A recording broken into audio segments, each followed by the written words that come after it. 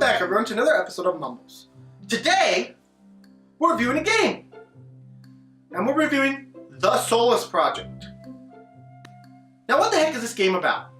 In a nutshell, this game is about exploration, staying alive on an alien planet. Now, in this game, you crash land on a planet. Something happens and you crash land onto this alien world. You've been sent to this alien world to explore and try to find a place where you can basically take your entire race of people, all your people from the world, and stick them to because your world is dying. So you need to find a new world. That is the objective of the Solus project.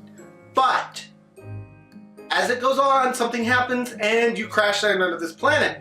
So now you are stuck on this planet and you must survive. Think of this as any game such as Subnautical, any survival game out there. This game is like that. You're basically on an alien planet. You need to contact the people that are in charge to tell them what's going on and hopefully maybe save you. And you need to find out what's going on.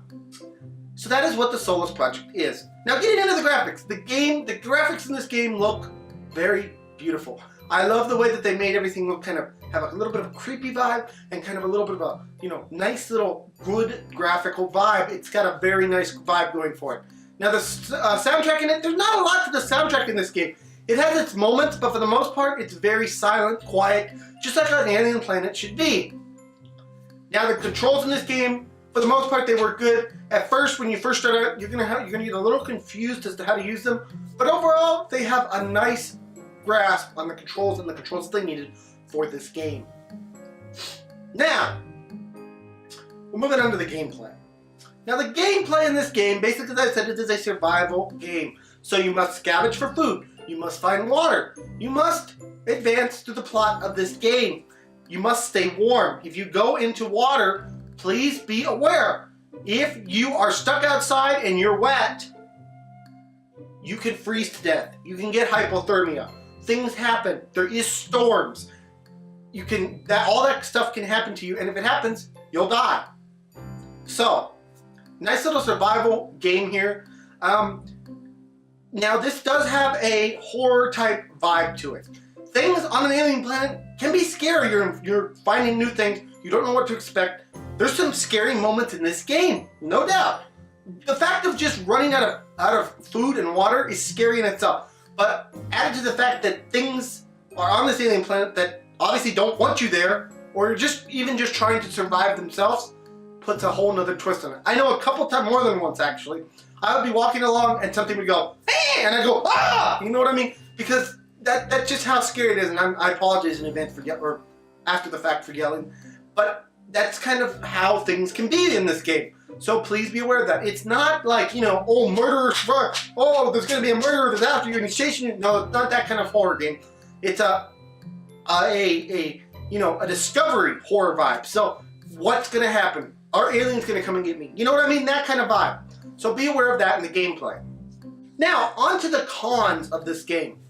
And there are a couple, unfortunately. First off, on the survival vibe of this game, I do think they went a little light on what they were doing. So by this I mean, they made it that you can find food and water and stuff like that very easily. Like when you're walking through a cave, sometimes you'll just find dripping water that you drink with no adverse consequences. That I thought was a little bit, I don't think they should have done that, but that's just one little con.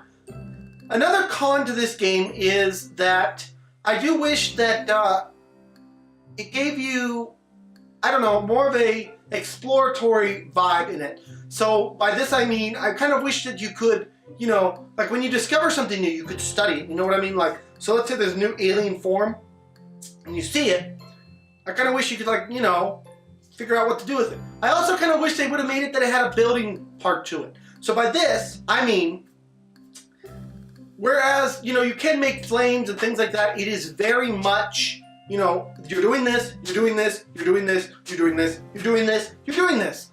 It's got an exploratory vibe to it, but I just wish it had a little bit more to kind of push that thing forward. Kind of like a Subnautica does. I'm sorry to compare it to that, but I kind of wish it was just a little bit more Subnautica-like in as much as having things to build, making a base, surviving, having fish, things like that. I think that'd be really cool to have. Now, with that in mind, there is one other con. There's one other con I want to talk about, replayability. This game does have a decent replayability value to it, I feel, because there are things you can acquire and get and, you know, find. But with that being said, as with a lot of games out there that I review, you know, if you're not one of those people that, oh, I want to go back and I want to find those artifacts that are hidden in this game, oh, I want to do that, then this game probably won't have as much replayability because it is very cut and dry, one path, one way to go. So with that in mind, replayability for those perfectionists out there is going to be high, but for everyone else out there, it's not. So with all that in mind on the Solus project, and I know I've talked for a while, especially on the cons, probably made it sound like a bad game, but I promise you it is not. For the Solus project, guys, it is time for the all-important number. What is it going to get on our Mumbles review? This one is hard because there's so many games in the survival horror genre. It's a big genre, and there's some really, really, really stellar ones out there. Some really stellar ones that are coming out there. So with that in mind, and bear with me again, but this game is going to get a 7 out of 10. I just felt like they could have done things a little bit better. Now, obviously Subnautica is not in a release state, but Subnautica beats it in what it does. Other survival games out there beat it in what it does. With that being said, this game is fantastic, guys. It deserves a 7 out of 10.